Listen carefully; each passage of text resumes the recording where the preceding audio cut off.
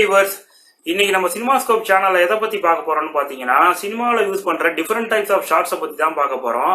அது இல்லாம பேசிக்கான ஷார்ட்ஸை பத்தி இந்த வீடியோல சொல்லியிருக்கிறேன். ஃபர்ஸ்ட் இந்த டிஃபரெண்ட் டைப்ஸ் ஆஃப் ஷார்ட்ஸ்லாம் என்னென்ன அப்படிங்கறத பார்த்துடலாம். ஃபர்ஸ்ட் நம்ம பார்க்க போறது என்னன்னு பாத்தீங்கன்னா டிசால்வ் ஷாட்.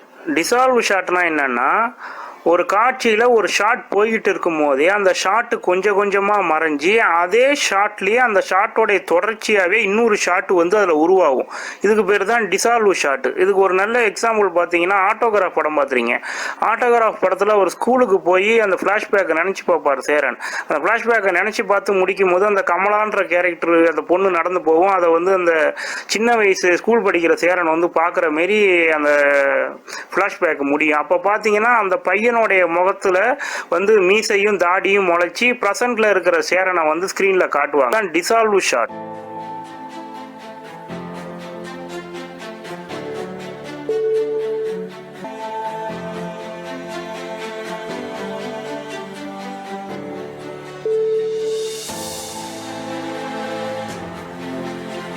அடுத்ததான் நம்ம பார்க்க போறது என்னன்னு பாத்தீங்கன்னா அப்ளிக்யூ ஷாட். இந்த அப்ளிக்யூ ஷாட்னா என்ன அப்படிங்கறத பார்க்க போறதுக்கு முன்னாடி நம்ம லோ ஆங்கிள் ஷாட்னா என்னன்னு தெரிஞ்சுக்கலாம். கேமரா வந்து என்னன்னா ஸ்டாண்ட்ல இருந்து அப்படி மேல் நோக்கி ஆர்டிஸ்டோடைய ரியாக்ஷனை படம் பிடிக்கிறதுக்கு பேர் தான் லோ ஆங்கிள் ஷாட்டு. ஒரு எக்ஸாம்பிள் சொல்லணும்னா, இப்போ சினிமா தேட்டர் போறீங்க, சீட்டில் உட்காந்து தேட்டரை கொஞ்சம் அப்படி அண்ணாந்து எப்படி படம் பார்க்குறீங்க, அதேமாரி கேமரா வச்சு எடுக்கிறதுக்கு பேர் தான் லோ ஆங்கிள் ஷாட்.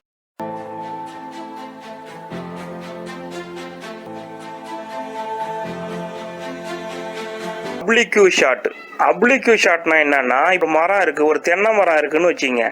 அந்த தென்னை மரத்து வேறுக்கிட்ட நீங்க படுத்துக்கிட்டு 90 டிகிரியில் அப்படியே வந்து என்னன்னா அந்த தென்னை மரத்துல இருக்க காய் அந்த மட்டையை வந்து அப்படியே ஸ்ட்ரெயிட்டா எடுத்தீங்கன்னா அதுதான் வந்து என்னன்னா அப்ளிக்யூ ஷாட்டு. இந்த ஷாட்டை வந்து மேக்சிமம் வந்து என்னென்னா ஹீரோஸ் இன்ட்ரோடியூஸ் பண்ணுறப்ப கிளாஸை அடியில் போட்டு அவர் நடந்து வர்றதை காட்டுறதுக்காக யூஸ் பண்ணுவாங்க இந்த ஷார்ட்ஸு. நிறைய நேச்சுரல் சீன்ஸ் வந்து டிஃப்ரென்ஸாக காட்டுறதுக்கும் இந்த அப்ளிக்யூ ஆங்கிள்ஸை வந்து பயன்படுத்துவாங்க. கர்வ் ஷாட்னா என்னென்னா தமிழில் ஊஞ்சல் ஷாட்னு சொல்லுவாங்க. இந்த ஷாட்ஸை வந்து ரொம்ப ரேராக தான் வந்து சினிமாஸில் பண்ணுவாங்க. சில டேரக்டர்ஸ் தான் வந்து என்னென்னா இந்த ஊஞ்சல் ஷாட்டுக்கு வந்து முக்கியத்துவம் கொடுத்து அதை வந்து கொஞ்சம் டிஃப்ரென்ஷியேஷனாக அந்த ஊஞ்சல் ஆடுற அந்த ஃபீல் கொடுப்பாங்க. இதுக்கு ஒரு நல்ல எக்ஸாம்பிள் பார்த்தீங்கன்னா, பாரதி ராஜாவோட எண்ணுயிர் தோழன் படம் பார்த்தீங்கன்னா அதில் ஒரு பாட்டு வரும், அடியே ராசாத்தி பூச்சொடின்னு ஒரு நல்ல சாங் வரும். அந்த சாங்கில் வந்து அந்த ஹீரோயின் அருவிக்கிட்ட ஊஞ்சல் ஆடுற மாரி ஒரு ஷாட் இருக்கும். அந்த ஷாட் பார்த்தீங்கன்னா தெரியும், அந்த ஊஞ்சல் ஆடுறதுக்கு ஏற்ற மாரி வந்து என்னன்னா அந்த கேமராவை வந்து அசைச்சிருப்பாங்க. அது அந்த பாட்டில் மட்டும்தான் ரேராக பண்ணியிருப்பாங்க. அந்த பாட்டு பார்த்தீங்கன்னா உங்களுக்கு நல்லா தெரியும். இதுதான் வந்து என்னன்னா கர்வ் ஊஞ்சல் ஷாட்டுன்னு சொல்லுவாங்க.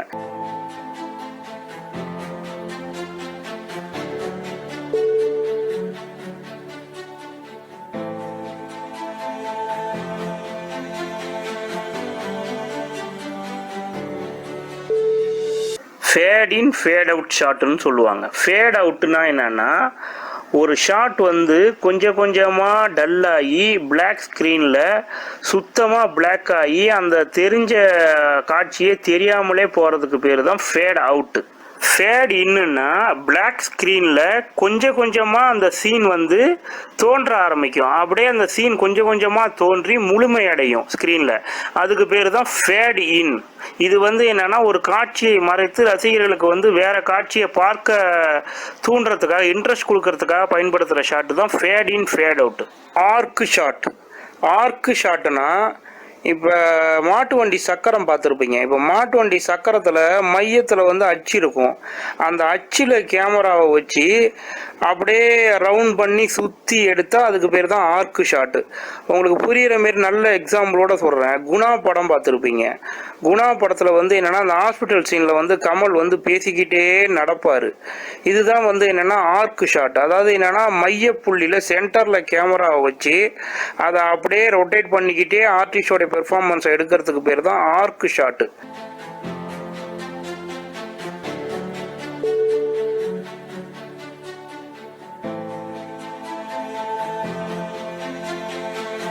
ரோல் ஷாட்னா என்னன்னா, ஃப்ளைட்டு வந்து போயிட்டு இருக்கிற ஷாட்டை காட்டிட்டு இருக்கிறோம். காட்டும் போது என்னன்னா, அந்த ஃப்ளைட் வந்து என்னன்னா ஏதோ கோளாறாகி அந்த ஃப்ளைட் வந்து கீழே விழுந்து எதோ ஆக போகுது அப்படிங்கிற காட்டுறதுக்காக அந்த ஃப்ளைட்டை வந்து கீழே விழுற மாதிரி காட்ட முடியாது. அதுக்காக என்ன பண்ணுறதுனா, அந்த ஃப்ளைட் எடுக்கிற ஷாட் இருக்குது தெரியுமா, அந்த ஷாட்ஸில் வந்து கேமராவை வந்து அப்படியே தலைக்கீழ ரொட்டேட் பண்ணி அந்த கேமராவை சுற்றுறது. இந்த கேமராவை இப்போ சுற்றும் போது என்னென்னா அந்த ஃப்ளைட் வந்து வானத்தில் சுற்றுற மாரி தெரியும். அதுக்காக பயன்படுத்துகிற ஷாட்டு தான் வந்து என்னென்னா ரோல் ஷாட்டு. இதுக்கு ஒரு நல்ல எக்ஸாம்பிள் பார்த்தீங்கன்னா, நீங்கள் பாலச்சந்தர் சார் படம் சிந்து பைரவி படம் பார்த்துருப்பீங்க. அதில் வந்து என்னென்னா சுலோச்சனா மேடம் வந்து அங்க பிரதட்சணம் பண்ணுவாங்க கோயிலில். அப்போ அவங்களுடைய பாயிண்ட் ஆஃப் வியூவில் வந்து கோயிலை காட்டுறதுக்காக வந்து என்னன்னா கேமராவை ரோல் பண்ணியிருப்பாங்க. கேமராவை அப்படியே ரோல் பண்ணோடனே அந்த கோயில் வந்து சுத்துற மாரி சுலோச்சனோட பாயிண்ட் ஆஃப் வியூவில் தெரியும். இதுக்கு பேர் தான் வந்து ரோல் ஷாட்.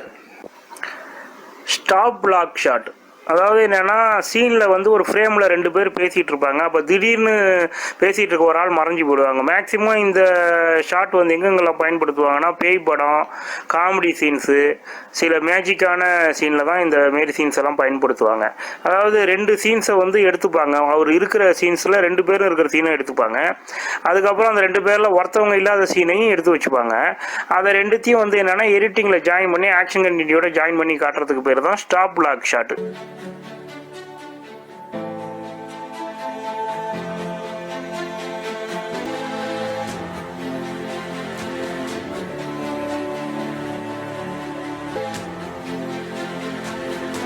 சூப்பர் இம்போஸ் ஷாட்னா என்னன்னா, ஸ்க்ரீனில் ஒரு காட்சி போயிட்டு இருக்கும்போது அதே காட்சியில் இன்னொரு காட்சி வந்து தோன்றது தான் சூப்பர் இம்போஸ் ஷாட்டு. இப்போ வந்து என்னன்னா, ஒரு ஹீரோயின் வந்து ரொம்ப சந்தோஷமாக காதல் வாயப்பட்டு இருக்கிறாங்கன்றத டைரக்டர் காட்டுறாரு. அதே ஷாட்டில் வந்து என்னன்னா, அந்த ஹீரோயினுக்கு பக்கத்தில் வந்து என்னன்னா இன்னொரு ஷாட்டு, ஒரு ரோஜா பூ வந்து மலர்ற மாரி காட்டுறது. அந்த காட்சி மேலே இன்னொரு காட்சியை வச்சு காட்டுறதுக்கு பேர் தான் சூப்பர் இம்போஸ் ஷாட். ஃபோர்கிரவுண்ட் ஷாட்னா என்னன்னா, ஒரு ஷாட்டோடைய மைய புள்ளி, அதாவது டெப்த் ஆஃப் ஃபீல்டுன்னு சொல்லுவாங்க. ஒரு ஃபுல் ஃப்ரேமில் ஒரு ஆப்ஜெக்டையோ ஆர்டிஸ்டையோ இல்லை அவங்களுடைய செயலையோ தனித்துவமாக, அதாவது ஸ்பெஷலாக காட்டுறதுக்காக பயன்படுத்தக்கூடிய ஷாட்ஸ் தான் இந்த ஃபோர்கிரவுண்ட் ஷாட்ஸ். இதை மேக்ஸிமம் பார்த்தீங்கன்னா ஃபைட் சீனில் அதிகமாக பயன்படுத்துவாங்க. அதுக்கப்புறம் என்னென்னா இந்த விளையாடுற சீன், கேம் சீன்ஸில் பயன்படுத்துவாங்க. இதை தான் வந்து என்னென்னா ஃபோர்கிரவுண்ட் ஷாட்ஸ்ன்னு சொல்லுவாங்க.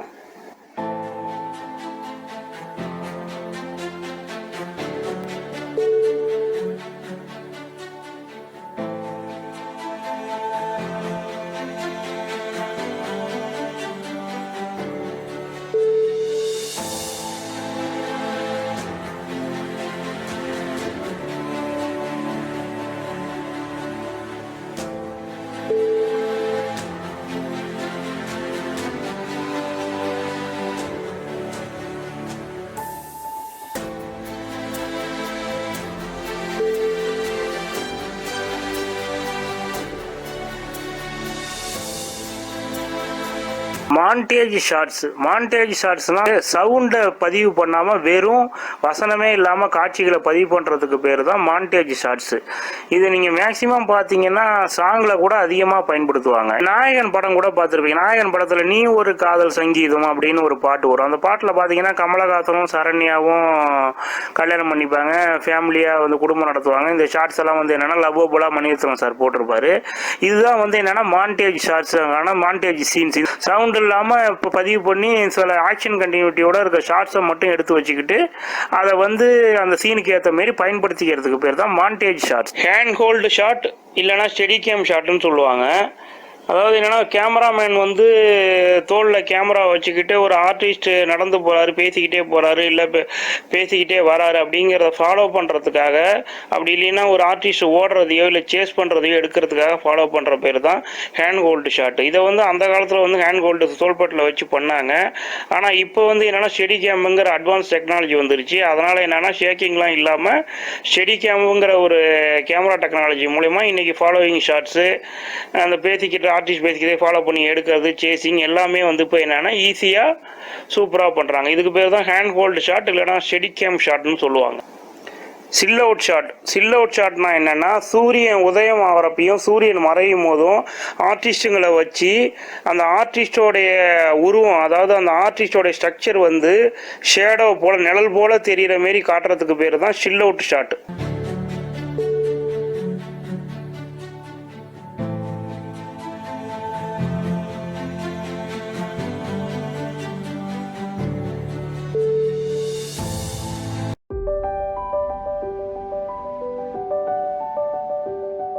எக்ஸ்ட்ரீம் லாங் ஷாட், அதாவது எக்ஸ்டாப்ளிஷ் ஷாட்னு சொல்லுவாங்க, ஒயிட் ஷாட்னு சொல்லுவாங்க. அதாவது ஒரு செட்டோட முழு தோற்றத்தையும் காட்டுறதுக்கு பேர் தான் extreme long shot.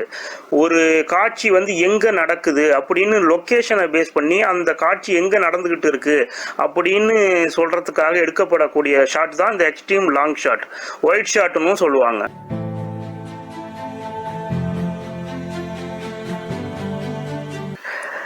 Very long shot. இந்த ஷாட்டில் செட்டோட முழு தோற்றமும் தெரியும், அது கூட ஆர்டிஸ்டோடைய உருவமும் ரொம்ப சின்னதாக தெரியும். இதுதான் வெரி லாங் ஷாட்.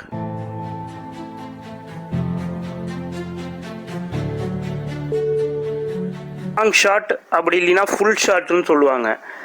அதாவது வெரி லாங் ஷாட்டில் வந்து என்னென்னா ஆர்டிஸ்டோடைய உருவம் ரொம்ப சின்னதாக தெரியும்.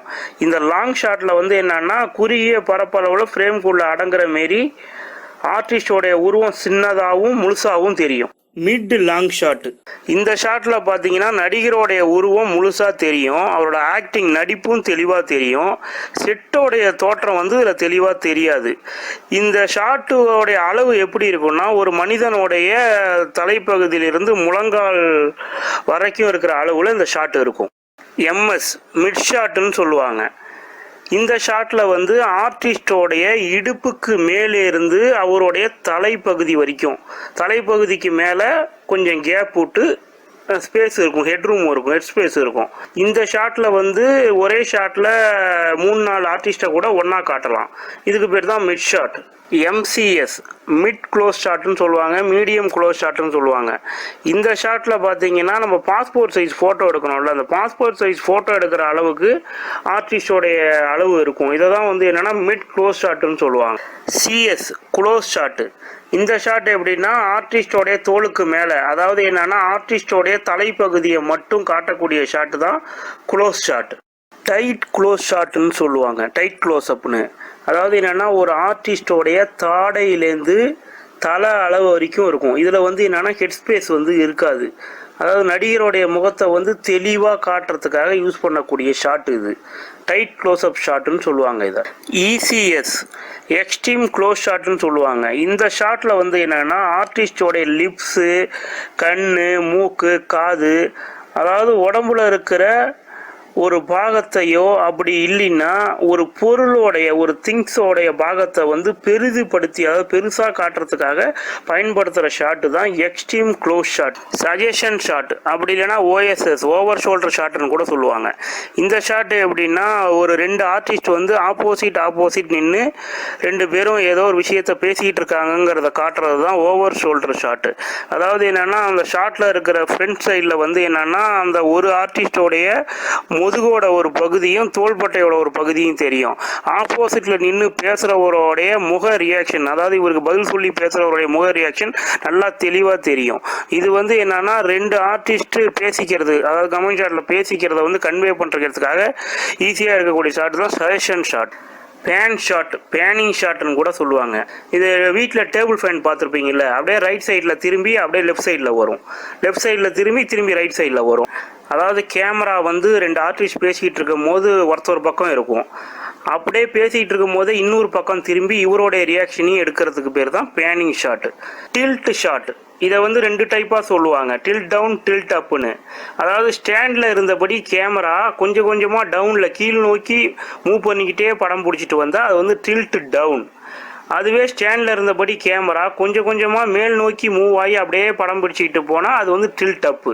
இதை வந்து 2 வகையாக சொல்லுவாங்க, டில்ட் டவுன் டில்ட் அப்புன்னு சொல்லுவாங்க. இதுதான் tilt shot. High angle shot, அதாவது கேமரா வந்து ஸ்டாண்டில் இருந்தபடி கீழ் நோக்கி இருக்கிற விஷயங்களை படம் பிடிக்கிறதுக்கு பேர் தான் high angle shot. Aerial shot.